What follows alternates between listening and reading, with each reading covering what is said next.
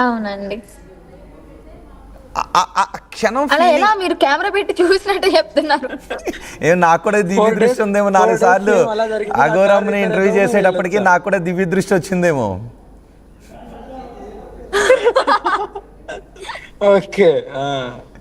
మంచిదే కదండి, చెడేది మంచిది అనేది తెలుస్తూ ఉంటది. సో ఇప్పుడు మీరు నెక్స్ట్ మ్యారేజ్ ఎక్కడ చేసుకోబోతున్నారు?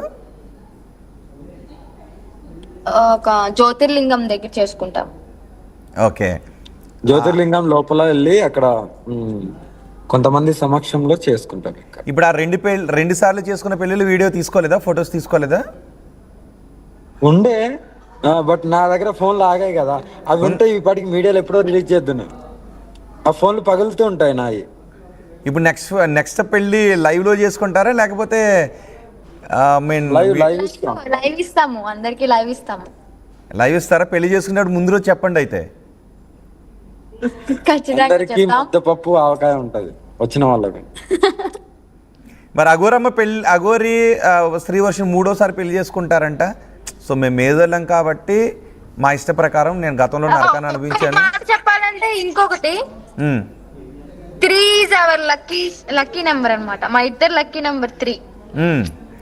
సో 3 ముళ్ళ బంధం, 3వసారి పెళ్లి. ఈసారి పెళ్లి చేసుకోండి ఏంటంటే అమ్మాయి పంపించినట్టు 3వసారి అందరి ముందు పెళ్లి చేసుకోండి ఇంకా అని చెప్పని అమ్మాయి ఆజ్ఞ ఇస్తున్నట్టున్నారు. సో త్రినేత్రుడు త్రిశూలం విడదీయడం ఎవరి వల్ల కాదు. విడదీసే అంత ప్రయత్నించకండి ఊరికే. ఎందుకంటే ఇది మా ఇద్దరి జీవితాలకు ముడిపడి ఉంది. ఉత్తగా ఒక 2 ప్రాణాలని సభ్య సమాజం కోల్పోదని అనుకుంటున్నాం. ఓకే, మీరు ఎలా హ్యాపీగా ఉండాలనుకుంటే అలా హ్యాపీగా ఉండవచ్చు. మీరు ప్రజల్ని, తల్లిదండ్రుల్ని మోసం చేయనంత వరకు. అఫ్కోర్స్ తల్లిదండ్రులు కూడా వాళ్ళ తల్లిదండ్రులు అంగీకరించారంటున్నారు కాబట్టి. నాకు మీ తల్లిదండ్రులు బాధపడతారని తెలిసిందంటే వేరే విధంగా నేను అని ఉండేవాడిని. కానీ మీ పేరెంట్స్ అంగీకరించారు అని అంటున్నావు కాబట్టి ఓకే, నేను ఆ యాంగిల్లో తీసుకోవట్లేదు. లేదంటే కొంచెం నేను క్రాస్ క్వశ్చన్ చేసి ఉండేవాడిని, మీ తల్లిదండ్రులను ఏడిపిస్తున్నావా అని శ్రీవర్షిని కొంచెం నేను క్రాస్ క్వశ్చన్ చేసి ఉండేవాడిని. బట్ నువ్వు చెప్పేది ఏంటంటే మా తల్లిదండ్రులు అంగీకరించారని చెప్తున్నావు. సో అంతిమంగా ఎవరు ఎలా హ్యాపీగా ఉంటారు, ఎదుటి వాళ్ళు మోసం చేయకుండా అనేది మనకి ఇష్టం. మరేంటి మీ అత్తమ్మ మామగారిని అఘోరి పేరెంట్స్ దగ్గరికి వెళ్ళేది ఏమైనా ఉందా, వాళ్ళని చూసేది ఏమైనా ఉందా, ఆశీర్వాదం తీసుకునేది ఏమైనా ఉందా? యా డెఫినెట్లీ వెళ్ళాము. ఆశీర్వాదం తీసుకున్నది కోడలు పిలిచారు. 4వ రోజు ఏమో వెళ్ళాము, ఆశీర్వాదం తీసుకున్నాము. అత్తయ్య మావయ్య అని పిలిచాను, వాళ్ళు కూడా చక్కగా చాలా బాగా చూసుకున్నారు. ఇంకా తల్లి అని పిలుస్తుంది మా అత్తమ్మ నన్ను. పార్వతి లాంటి కోడలు మాకు వచ్చిందని అన్నారా ఏంటి? జనరల్ గా మహాలక్ష్మి లాంటి కోడలు వచ్చింది అంటారు కదా. తల్లి అని పిలుస్తాను చెప్పి తల్లి అని పిలుస్తారు. మావయ్య కూడా అంతే పిలుస్తారు.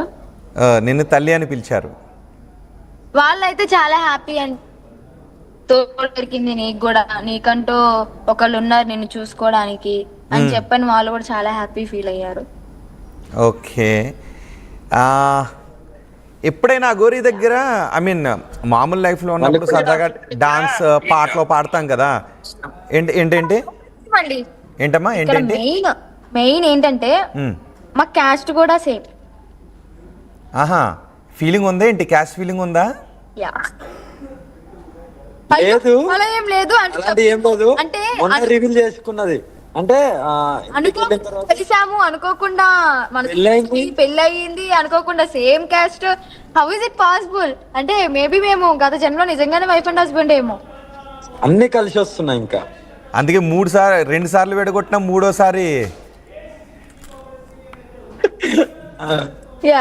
3వసారి బంధం ఇలాగే స్ట్రాంగ్ గా ఉంటది. ఇంకా ఎప్పుడు విడిపోదు.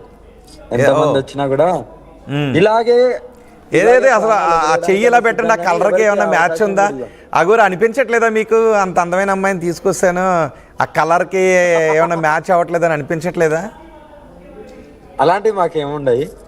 నేను బూడిద రాసుకుంటే ఈమె కంటే అందంగా ఉంటాను. ఓకేనా? బూడిద రాసుకుంటా తెల్లగా ఉంటాం కదా, చితాభస్మం కదా. మమ్మల్ని ఎవరన్నా విడదీయడానికో మా మధ్యలోకి వచ్చి ఇంకా చాలా స్ట్రాంగ్ ఒత్తిడి బాగా ఎక్కువ అయిపోతే ఈ 2 చేతులు ఎలాగైతే కలిసిపోయాయో ఇలాగే ఈ దేహాలను వదిలేసే అంతవరకు స్థితి తేకండి. మాకు హ్యాపీగా ఉంటాము. ఓకేనా. తెలుగు రాష్ట్రాలకి రాకపోయినా మాకేమో అంత ఇదేం కాదు. యావత్ దేశంలో బహుశా ఎక్కడైనా అర్థం మాకు చేసుకుంటారేమో, పేరు ఎక్కడైనా అంటే మీరు మోసం చేయడం లేదు, మీరు ఫేక్ కాదు అన్న తర్వాత బహుశా అర్థం చేసుకునే వాళ్ళు పెరిగే అవకాశం ఉంటుందేమో. అంటే మీరు ఎక్కడో నచ్చలేదు అట్లయితే ఏం కాదు కాదు. అన్న. ఇప్పుడు- అంటే అగోరి నేను ఏమంటానంటే మీరు చేసిన వాటిలో ఎక్కడో డిస్కనెక్ట్ అయ్యారు జనాలకి, అంటే కొంచెం గొడవ పడటం, ఈ ఆందోళన చేయడం. ఇప్పుడు మీరు నవ్వుతూ ఉన్నట్టుగా ఇంతకుముందు ఎక్కడ అది- లేరు. అది అది ఎలాగంటే నాన్న, నేను వచ్చిన ప్రదేశం ప్రదేశం నుండి వచ్చాను. నేను అర్థం చేసుకోవడానికి చాలా టైం పట్టింది. అప్పటికిప్పటికి మాట తీరు మారింది, ఎవ్రీథింగ్ చేంజెస్ వచ్చాయి. ఆల్రెడీ చూస్తుంటారు మీరు. ఎందుకంటే సభ్య సమాజంలోకి వచ్చినప్పుడు మనం కూడా కొన్ని మారాల్సి వస్తుందని వాటిని, అంటే ఏది పోరాటం ఆపలే కానీ కొద్దిగా ఎక్కడెక్కడ ఎలా ఉండాలి, ఎలా ప్రవర్తించాలి, ఎలా మాట్లాడాలి, ఇవి నేర్చుకున్నాను. చాలా మంది గైడ్ లైన్స్ చేశారు, చాలా మంది గైడ్ చేశారు నన్ను. హ్మ్. చాలా మంది సాములు గైడ్ చేశారు, చాలా మంది పెద్ద పెద్ద వాళ్ళు గైడ్ చేశారు. ఇలా కాదమ్మా, ఇలా వెళ్ళాలి, ఇలా ఇలా అని. చాలా మంది భక్తులు అయితే ఇంకా అమ్మ అది కాదమ్మా, ఇలా ఇక్కడ ఇలా మాట్లాడాలి, ఇలా ప్రవర్తించాలి, ఇక్కడ ఇలా పోరాడాలి. ఎందుకంటే సభ్య సమాజంలో నార్మల్ వాళ్ళు బతికినట్టు మేము బతికి రాలే కదా. సడన్ గా వచ్చే వరకు ఆ కోణంలో అలా వెళ్ళిపోయింది. గత 4 months నుండి మొన్న ఎప్పుడు నేను మళ్ళీ వెళ్ళినా కదా, ఒక 1 month 1.5 month కిందట ఎక్కడైతే నేను మళ్ళీ దర్గా గురించి మాట్లాడానో అక్కడ అవేర్నెస్ వచ్చిన తర్వాత అక్కడ నుండి మళ్ళీ నేను ఒక్క కాంట్రవర్సీకి కూడా వెళ్ళలేదు. ఇంకా సామరస్యంగా వెళ్తున్నాను. ఎన్నో అనాథాశ్రమాలకు వెళ్ళాను, అన్నదానాలకు నా వంతుగా నేను చేశాను. అలా ఇంకా నాకు తోచిన కార్యక్రమాలు చేసుకుంటూ వెళ్ళిపోతున్నాను. నో కాంట్రవర్సీస్ అని ఫిక్స్ అయిపోయాను. ఏ కాంట్రవర్సీలకు నేను దిగను, నాకు వద్దు కూడా. ఇంకోటి ఏంటంటే మీరు అడ్డగారు కదా, పోలీసులతో గొడవ పెట్టుకుని, భక్తులతో గొడవ పెట్టుకుని, రోడ్డు మీద వెళ్ళే వాళ్ళతో గొడవ పెట్టుకుంటున్నారు అని. హ్మ్.